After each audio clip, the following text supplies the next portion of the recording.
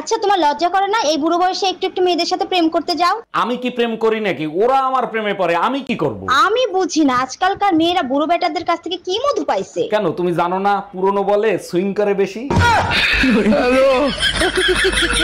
এই শোনো, আমি আরেকটা বিয়ে করতে চাই, তোমার অনুমতি লাগবে। তোমার খুশির জন্য আমি সব করতে রাজি, তুমি কাগজ নিয়ে আসো, আমি সই করে দিচ্ছি। তোমার মতো বউ পেয়ে সত্যি আমি ধন্য। আচ্ছা শোনো, সেকেন্ড হ্যান্ড পিস্তল কি 8-10 হাজার টাকায় পাওয়া যাবে? এই রাতে ঘুমানোর সময় আমাদের মাঝে কোলবালিশ দিয়ে ঘুমাবা। আরে কি বলো, তুমিই তো আমার কোলবালিশ। ন্যাকামি করো না, রাতের বেলা ঘুমের ঘরে আমার থাপ্পড় মারো আবার ন্যাকামি করো। আরে বাবা, ওটা তোমার ভুল ধারণা ছিল। কোনটা ভুল ধারণা? ওই যে ঘুমের ঘরে থাপ্পড় মারি। Bye bye.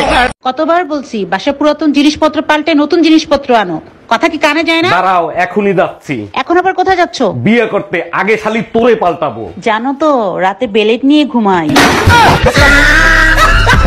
তোমাকে মনে হয় আমার আর বিয়ে করা হবে না। কেন? আমার ফ্যামিলিতে মেনে নিবে না। তোমার ফ্যামিলিতে কে কে আছে বলো, আমি বুঝিয়ে বলবো, আমি আর আমার বন্ধু। বউ আর বাচ্চা।